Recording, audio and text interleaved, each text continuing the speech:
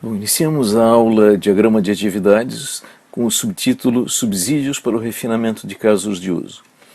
Então a ideia é a apresentação de mais um dos diagramas da UML. Bom, o objetivo é apresentar então o diagrama de atividades, como é típico numa apresentação de diagrama, apresentar os seus elementos sintáticos e a sua finalidade em um processo de modelagem. Como dito no subtítulo, a finalidade é apresentar o diagrama de atividades, mas não completamente. Vou apresentá-lo especificamente para usá-lo no refinamento de casos de uso. Bom, o que é o diagrama de atividades? Um diagrama voltado, como dito aí, a detalhar o comportamento de um programa. O comportamento de um programa é descrição de tempo de execução, então descrever o programa quando em execução. E o diagrama de atividades ele se presta a uma descrição tanto em alto como em baixo nível de abstração. Bom, a imagem apresentada mostra um exemplo de diagrama de atividades, com seus principais elementos: a ação, a atividade e o fluxo de controle. Bom, qual é a finalidade do diagrama de atividades em um processo de modelagem? Primeiro está dito aí, olha, o diagrama de atividades ele serve para o detalhamento de comportamentos em geral. Detalhamento de comportamentos em geral, poderíamos dizer isso de outra forma. O diagrama de atividades ele serve para modelar algoritmo. Então é um diagrama que serve para modelar algoritmo. Bom, algoritmo é o conceito mais básico da cultura de programação.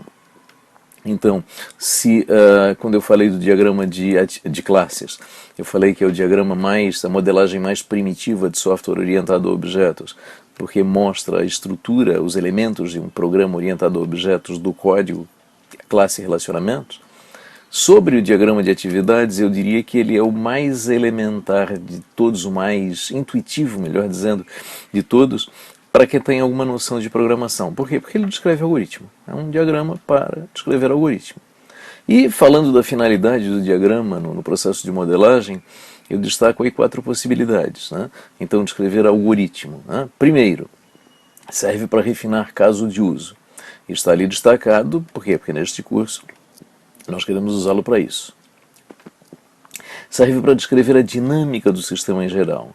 Serve para descrever algoritmo de método de classe e serve para descrever a existência de objetos, substituindo o diagrama de máquina de estados, que é objeto de uma aula posterior a essa. Muito bem. Olhando para as 3 finalidades, sendo que as 2 primeiras nós queremos usar, as 2 primeiras estão destacadas, a refinar casos de uso e o algoritmo de método de classe, observamos o que em comum entre as 3 primeiras possibilidades. O uso do diagrama de atividades para descrever algoritmos, porém em diferentes níveis de abstração. Refinar casos de uso, que é a descrição de um caso de uso é o quê? A sequência de passos desse caso de uso. E sequência de passos é a definição de algoritmo. A dinâmica do sistema em geral, quer dizer, descrever o algoritmo de um sistema computacional quando esse sistema computacional é posto em execução. Então, o que é o caso de uso? O caso de uso é uma fração da execução do programa. Então, o algoritmo do programa completo, o algoritmo do caso de uso, que é uma fração do programa completo, e quando nós olhamos a terceira possibilidade, algoritmo de método, o que é a execução de um método? Podemos ver também como uma fração de um caso de uso. Em suma, algoritmos descritos em diferentes níveis de abstração. Então, nessa aula, nós vamos focar a atenção no diagrama, nos elementos do diagrama de atividades que nós necessitamos para refinar casos de uso. Em uma aula posterior, nos elementos necessários para descrever algoritmo de método de classe, que são as 2 finalidades destacadas aí no slide, as 2 finalidades que nós queremos nesse curso de modelagem. Bom, e aqui eu abro um parênteses. Então, nesta aula, elementos necessários para refinamento de algoritmos. E o que eu não tratarei nessa aula? Eu não tratarei a parte de fluxo de objetos, que é prevista no diagrama de atividades, mas não será tratada nem nessa aula, nem numa aula posterior, mas no capítulo respectivo do livro que eu referencio lá no final da aula de hoje, isso é tratado, isso está apresentado, quem tiver interesse no tema vai lá olhar. E na aula posterior, eu tratarei a noção de agrupamento de atividade, nodos agrupadores, que nós necessitamos para a descrição de algoritmos e métodos. E também como descrever algoritmos e métodos com diagrama de atividades. Então, nesse momento, daqui por diante, uma fração dos elementos sintáticos do diagrama de atividades, apenas uma fração, aqueles que nós necessitamos para o refinamento de casos de uso. Uma observação, eu nunca contei, mas eu acredito que o diagrama de atividades seja, dentre os diagramas da UML, aquele que tem a maior quantidade de elementos sintáticos. E, evidentemente, para a necessidade que nós temos dele agora, não apresentaremos todos. Repito, quem tiver interesse numa visão mais profunda do diagrama de atividades, dá uma olhada no capítulo respectivo do nosso livro de referência, que lá tem uma descrição mais completa. Muito bem. Principais elementos do diagrama de atividades: a própria atividade, que dá o nome para o diagrama, a ação e o fluxo de controle. E mais uma montoeira de outros elementos sintáticos, como eu já disse, é uma quantidade bastante grande. Mas os principais esses três: atividade, ação, fluxo de controle. Muito bem, comecemos pelo primeiro deles, a ação. O que é a ação? A ação é uma unidade de modelagem de comportamento. Comportamento, um procedimento, algo que é executado, algo que ocorre na execução de um programa. Então, a ação ela é uma unidade de modelagem de comportamento atômica, não admite particionamento. Então, ela é atômica, não admite particionamento, significa que ela descreve algo que é executado de forma ininterrupta, algo não interrompível. Seria o equivalente a um passo de processamento, um único passo de processamento que não pode ser quebrado. Muito bem. Ação, então, unidade de modelagem de comportamento não particionável, atômica. E a representação da ação, o retângulo de cantos arredondados, com a identificação da ação dentro. Nesse caso do exemplo, nós temos uma atribuição, B mais 1, o resultado de B mais 1 é atribuído a A. Muito bem, e a atividade? A atividade, assim como a ação, ela também é uma unidade de modelagem de comportamento. Mas qual é a diferença? É que a ação é atômica e a atividade é uma unidade de modelagem não atômica. Então, elemento não atômico de modelagem de comportamento, então pode ser particionado, e nesse particionamento significa que ela pode ser composta tanto por ações como por outras atividades. Então, a gente pode pensar o quê? Que a diferença entre atividade e ação é essa atomicidade da ação. Então, a atividade ela descreve um comportamento mais complexo, enquanto a ação descreve um comportamento mais simples. Muito bem, então aqui o exemplo de representação de atividade, também um retângulo de cantos arredondados, só que aí nós temos duas possibilidades nesta imagem, duas possibilidades de representação da atividade. A primeira possibilidade corresponde ao retângulo de cantos arredondados maior, aquele que envolve os demais. Então, que está lá em cima do retângulo, ele está identificado como procedimento de lance. Isso aí é aquele exemplo que nós temos usado em outras aulas, o caso de uso procedimento de lance do jogo da velha, representado como uma atividade. Então, atividade e procedimento de lance com o seu particionamento explicitado. Quer dizer, a atividade e procedimento de lance é composta por esse conjunto de procedimentos que são atividades e ações. Muito bem, a outra possibilidade de representação da atividade é o quê? É também um retângulo de cantos arredondados, só que identificado apenas pelo nome da atividade, e exemplo disso, como a seta aponta lá embaixo, os dois retângulos dentro do retângulo maior embaixo, avaliar continuidade e verificar vencedor, são dois exemplos de atividade. Os três de cima, os três nodos de cima, são exemplos de ação. Qual é a diferença entre a representação, nesse caso, apenas com o identificador, da atividade e da ação? Observe que na atividade a UML prevê um ícone de forcado. Então, observem que embaixo do identificador da atividade avaliar continuidade, há há um forcado embaixo. Atividade verificar vencedor, há um forcado embaixo do identificador. Então esse ícone, ele diferencia a atividade da ação. Bom, isso é a sintaxe de UML. O que a gente observa hoje é que nem toda ferramenta de modelagem apoia isso, né? Mas essa é a sintaxe oficial. Muito bem, falando um pouquinho das ações das atividades, elas admitem a inserção de pré- e pós-condições, e a imagem mostra como colocar, associar pré- e pós-condições à ação e à atividade. Na ação, por notas, com o estereótipo identificando, e na atividade, dentro da representação da atividade também, com os estereótipos identificando o que é pré e o que é pós-condição. Bom, conceitualmente, o que é uma pré-condição? É uma condição que precisa ser verdadeira para que a ação ou atividade seja executada. Se não for verdadeira, a execução não acontece. E o que é uma pós-condição? É uma condição que se torna verdadeira porque a ação ou a atividade foi executada. Muito bem, falamos de ação-atividade, o terceiro dos elementos principais, fluxo de controle. Fluxo de controle é o quê? É a seta apontando de um procedimento para o procedimento seguinte. Então é aquela linha com uma seta na ponta que leva de um procedimento, atividade ou ação, para outro procedimento, atividade ou ação. Então esse elemento chamado fluxo de controle, ele faz o quê? Ele modela exatamente a noção de fluxo de controle, modela fluxo de controle, que é o quê? A passagem do controle da execução de um procedimento para outro procedimento, ação-atividade para outra ação-atividade. E o que os fluxos de controle fazem, numa modelagem?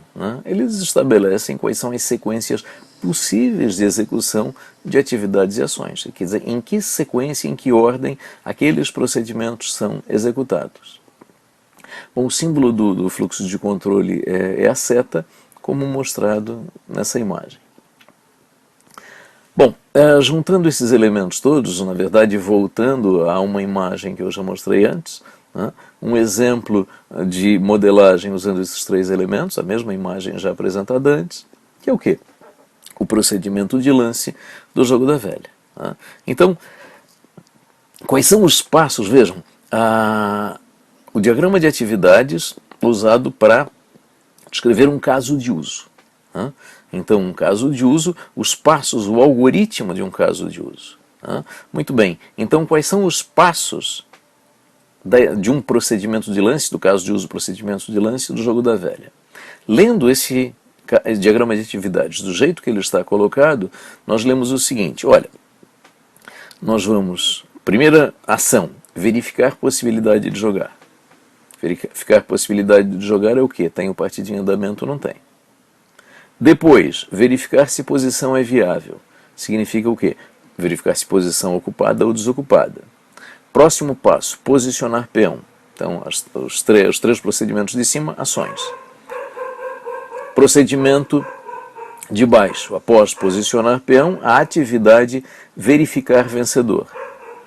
E, finalmente, a atividade avaliar continuidade. Muito bem, desse jeito está descrito o algoritmo, ou a sequência de passos, do caso de uso procedimento de lance. Bom, essa é uma descrição adequada? Isso descreve completamente o que é um procedimento de lance do jogo da velha? Não. Então, como está colocado aí, a modelagem do exemplo ela ilustra apenas aquilo que nós chamamos de cenário principal do caso de uso procedimento de lance. O que é o cenário principal? É o comportamento esperado, é aquele que acontece se tudo der certo, em termos do que a gente espera de um procedimento de lance. É o que? Eu vou proceder lance, eu tenho uma partida em andamento, coloco o peão numa posição possível, desocupada, e segue-se o que tem que acontecer, verificar se a partida encerrou ou não, e ponto, fecha o procedimento de lance. Então, como está ali colocado, se houver possibilidade de jogar, se a posição selecionada for viável, se estiver desocupada. Mas isso é o procedimento de lance completo? Evidentemente que não. Então, qual é a conclusão? ali está colocada. Para a modelagem das outras possibilidades, há necessidade de outros elementos sintáticos. Apenas esses 3 elementos sintáticos, a descrição ficaria muito restrita, muito limitada. Precisamos de algo mais. Muito bem, vamos ver então outros elementos sintáticos do jogo da velha. O primeiro grupo de elementos sintáticos a ver, os nodos inicial e final. Diz ali, nodo inicial estabelece o início da execução de uma atividade. E nodo final de atividade estabelece o final da execução de uma atividade. Muito bem, seus símbolos, o nodo inicial um círculo preenchido e o nodo final de atividade um círculo preenchido circundado, né, por um outro círculo. Então, quando eu olho um diagrama de atividades, onde ele inicia? Ele inicia no nodo inicial. Onde aquela execução se encerra? No nodo final de atividade. Muito bem. Outros elementos. Nodos decisão e fusão. Primeiro, nodo decisão. Nodo decisão permite fluxos de controle alternativos condicionados por expressões booleanas. Então, o nodo decisão ele é equivalente aos elementos de programação conhecidos, if, if, else, switch ou case, das linguagens de programação. Quer dizer, aqueles elementos onde ocorre uma tomada de decisão e o fluxo de controle, eu tenho, na verdade, alternativas de fluxos de controle e vou seguir um fluxo de acordo com a avaliação de uma condição. Então, o nodo de decisão ele é representado por um losango que tem uma entrada, exatamente uma entrada, e N saídas, quer dizer, 2 ou mais saídas. E para cada uma das saídas do nodo decisão, eu tenho uma condição booleana associada. E eu tenho uma regra de consistência. Das N saídas, cada uma com uma condição booleana associada, o que acontece? Exatamente uma deve apresentar a condição verdadeira e todas as demais a condição deve ser falsa. Senão, a modelagem está inconsistente. Muito bem, então aí na imagem um exemplo de a representação do nodo de decisão, num exemplo de modelagem, um pedaço de diagrama de atividades. Então, 3 ações, ação 1, ação 2 e ação 3, o nodo de decisão no meio. Então, como nós lemos esse diagrama? Após a execução da ação 1, eu devo avaliar 2 condições, a condição A e a condição B. Se a condição A for verdadeira, a ação 2 será executada. Se a condição B for verdadeira, é a ação 3 que será executada. Uma das 2 ações, ou ação 2 ou ação 3, uma das 2 ações à direita, exatamente uma das 2 será executada. Ok? Então essa é a leitura desse diagrama. Muito bem. Nodos decisão e fusão, vamos agora ao complementar dele, o nodo fusão. Nodo fusão funde um conjunto de fluxos em um único fluxo. E uma observação, ele não tem conotação de sincronização, nem uma semântica associada. Ele apenas é um abreviador de modelagem, reúne elementos sintáticos num único, fluxos de controle múltiplos num único, basicamente para uma organização de modelagem. Então aí na imagem, nós temos na imagem à esquerda um exemplo do nodo fusão. Então, sendo executada a ação 1 ou a ação 2 à esquerda, a próxima ação executada será a ação 3. Então, basicamente, o que ele faz? Ele junta fluxos. Se nós olharmos a modelagem do lado direito da imagem, semanticamente as 2 modelagens são idênticas. O que a modelagem da direita me diz? Que após a execução da ação 1 ou após a execução da ação 2, a ação 3 será executada. Então observa que basicamente o nodo fusão ele organiza as linhas. Então, imaginando que a ação 3 está distante das demais num diagrama, ele me permite, digamos assim, desenhar uma linha ligando esses elementos distantes do que uma só. Um elemento organizador de modelagem. Por exemplo, quando eu modelo uma estrutura parecida com um if-else, eu teria o quê? Uma abertura de fluxos alternativos num nodo decisão, e eu poderia ter o fechamento dizendo, olha, aqui acaba o if-else num nodo fusão, por exemplo, quer dizer, um elemento de organização, sem semântica associada. Bom, uma possibilidade prevista na OML é representar o nodo decisão e o nodo fusão como um único elemento sintático.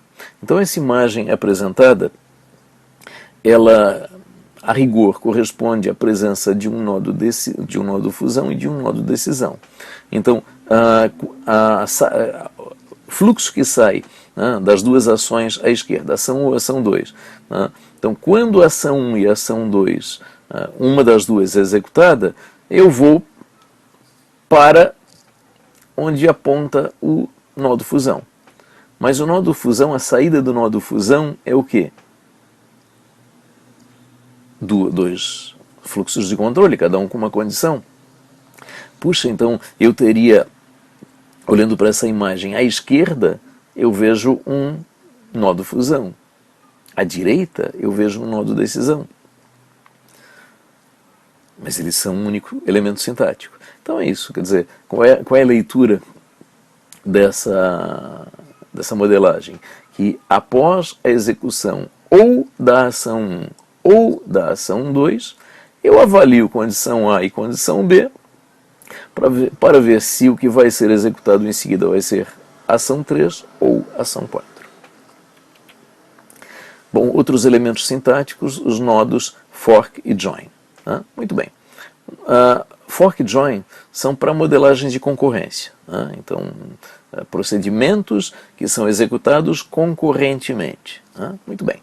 Então, o nodo fork, ele estabelece fluxos de controle concorrentes, enquanto que o nodo join, a sincronização de fluxos de controle concorrentes.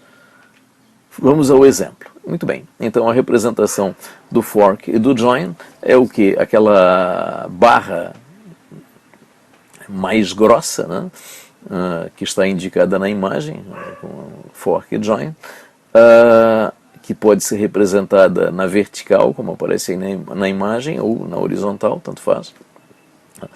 E qual é a leitura dessa modelagem colocada aí no exemplo? A leitura é a seguinte, lendo então da esquerda para a direita. Após a execução da ação 1, nós temos um fork. Esse fork me estabelece o quê? Que aquelas duas ações que saem do fork, ação 2 e ação 3, serão executadas concorrentemente. Concorrentemente. E, após essas duas ações, ação 2 e ação 3, os fluxos de controle que saem delas se unem num join. O que aquele join faz? Ele faz uma sincronização de fluxos de controle. O que acontece? Ele diz o seguinte, quando acabar a execução de ação 2 e de ação 3, apenas quando acabar a execução de ambas, a ação 4 será executada. Quem acaba primeiro, a ação 2 ou a ação 3? Não sei. Elas são executadas concorrentemente, uma encerrando antes espera o encerramento da outra. E quando ambas encerrarem a execução, aí ocorre a sincronização e o próximo passo é dado, que é o quê? A execução de ação 4. Bom, assim como os nodos fusão e decisão podem ser representados como um único elemento sintático, o fork e join também permitem a representação como um único elemento sintático. Nesse caso aqui, lendo da esquerda para a direita, nós temos o quê? A sincronização de dois fluxos de controle. Então, duas execuções concorrentes são sincronizadas, e após a sincronização, inicia a execução de 3 procedimentos representados por aqueles 3 fluxos de controle concorrentes que saem do que seria um fork. Então, nessa imagem, nós estaríamos vendo à esquerda um join, uma sincronização, e à direita um fork, uma abertura de fluxos concorrentes. Muito bem, então nós voltamos àquela nossa modelagem inicial do procedimento de lance do jogo da velha, o nosso exemplo. Só que agora nós pegamos esses novos elementos sintáticos que apresentamos e modificamos um pouco aquela modelagem inicial. Observem que as ações e atividades são as mesmas, né? Os novos elementos sintáticos que apareceram aí é nó inicial, nó final de atividade e nó decisão. Muito bem, como é que nós lemos essa modelagem agora? Bom, nós procuramos o nó inicial e vemos, o nó inicial me leva à ação verificar possibilidade de jogar. Muito bem, após a execução de verificar possibilidade de jogar, eu vou para um nó decisão. Muito bem, esse nó decisão avalia uma condição. Observem que as duas condições, uma é a negação da outra. Ou eu tenho na saída do nó decisão partida em andamento ou a negação de partida em andamento. Então, se eu tenho partida em andamento, eu vou para a próxima ação. Se eu não tenho partida em andamento, not partida em andamento, eu vou para o quê? Para o final da atividade.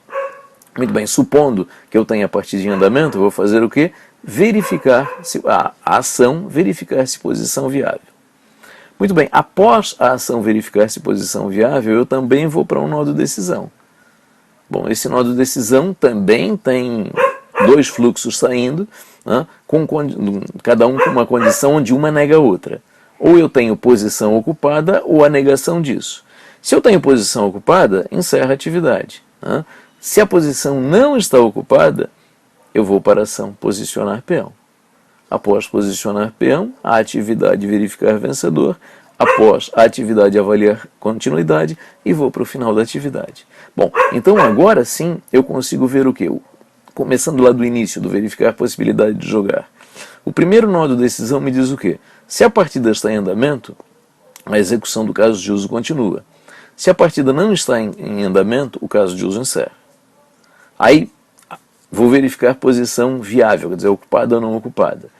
Se a posição não está ocupada, a execução do caso de uso continua. Se a posição está ocupada, o caso de uso encerra. Agora sim. Agora eu não tenho apenas o cenário principal, né? Agora eu tenho também os outros cenários. Então nós verificamos o quê? Que aqueles nodos apresentados, além dos elementos principais, que são a ação, a atividade e o fluxo de controle, esses nodos adicionais, né, eles me permitem modelar fluxos de controle além de um único percurso linear, né? E essa nova modelagem, como eu já destaquei, acrescenta o que em relação à primeira versão da modelagem? Nodos para o estabelecimento de início e final da atividade e nodos de decisão para modelar os caminhos alternativos que eu necessito na execução dessa atividade. Bom, um outro elemento sintático do diagrama de atividades é o elemento partição da atividade, né? Então a partição da atividade está dito ali. A partição é voltada a dividir as atividades e ações de um diagrama em grupos, né, com alguma característica em comum. Qual característica? Em princípio, está dito ali, qualquer critério pode ser adotado para a definição dos grupos. Por exemplo, quem é o responsável pela execução, qual a localização física da execução e outras possibilidades. Muito bem, eis o exemplo apresentado. Nesse exemplo apresentado, nós temos o quê? Primeiro, exatamente aquele diagrama que eu acabei de mostrar do procedimento de lance, né, já com os nodos decisão, início e final de atividade, né, porém, agora eu tenho a partição da atividade. Então, nessa imagem, nós temos duas partições. A partição ela é o quê? Ela é um retângulo. Na parte de baixo do retângulo eu tenho os elementos do diagrama de atividades e na parte de cima o identificador da partição. Então eu vejo duas partições nesta imagem. À esquerda a partição identificada como um tab, dois pontos tabuleiro, e à direita a partição identificada como uma pos, dois pontos posição. O que eu estou dizendo com esses identificadores de partição no caso? Bom, o identificador à esquerda me diz que aqueles procedimentos na parte de baixo são de responsabilidade do objeto untab, que é uma instância da classe tabuleiro. E a partição da direita, o identificador me diz que aqueles procedimentos ali colocados são responsabilidades do objeto umapos, que é instância da classe posição.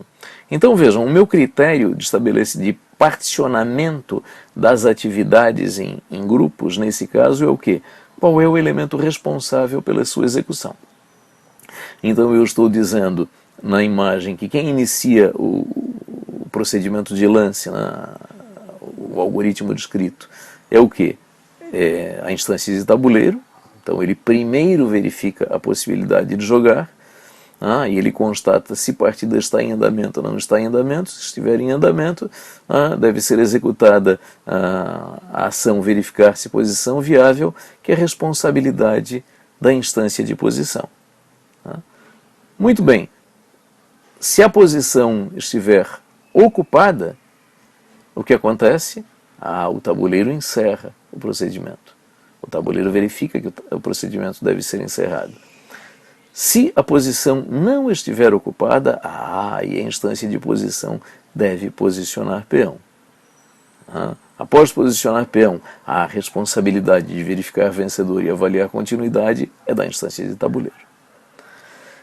Muito bem, então a partição de atividade ela pode ser usada para agrupar os elementos sintáticos em um diagrama de atividades, dividi-los em grupos na prática, onde o critério de divisão é quaisquer. Nesse exemplo, o responsável pela execução.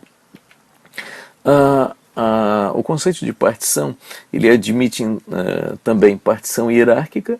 Então, no exemplo da esquerda, na imagem, nós temos o quê? Uma partição lá no topo nós lemos identificador de partição, então um critério que estabelece uma partição, e esta partição dividida em duas subpartições. Então digo ali identificador de subpartição, identificador de subpartição. Então eu posso subparticionar uma partição. E eu ainda posso ter, que é o exemplo da direita, o exemplo da direita, ali aquele quadrado, a divisão. Nós temos as partições multidimensionais.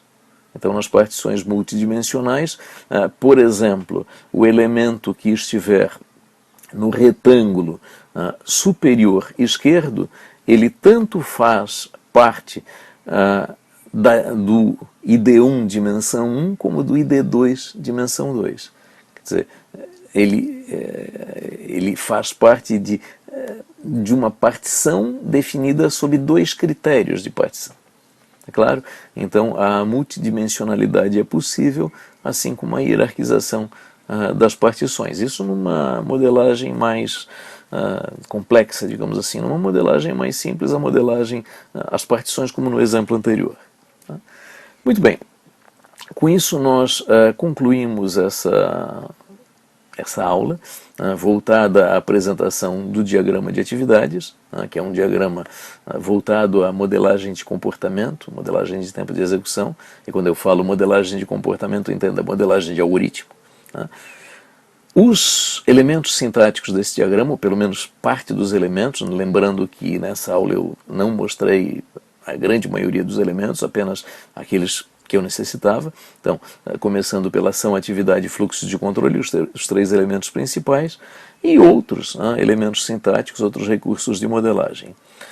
Especificamente o necessário para refinamento de casos de uso, que foi a finalidade da aula. Então, repito, em outra aula eu apresentarei a noção de nodos agrupadores de atividades e em nenhuma aula eu apresentarei a noção de fluxo de objetos no diagrama de atividades. Porém, esse assunto está tratado no capítulo do livro que eu estou propondo aqui a leitura como atividade complementar. Então fica a critério ler o capítulo inteiro ou apenas da parte referente à presente aula. Então, atividade complementar, a leitura do capítulo 9 do livro UML2 em modelagem orientada a objetos, é o título do capítulo, o diagrama de atividades de UML. E como atividade complementar de uma aula que apresenta um diagrama, também exercitar a edição do diagrama em alguma ferramenta de apoio à modelagem UML, por exemplo, como já propus em outra aula, a tentar pegar esses diagramas apresentados nos exemplos e recriá-los num editor. Muito bem. Com isso, nós encerramos a aula de diagrama de atividades focada especificamente na geração de subsídios para o refinamento de casos de uso.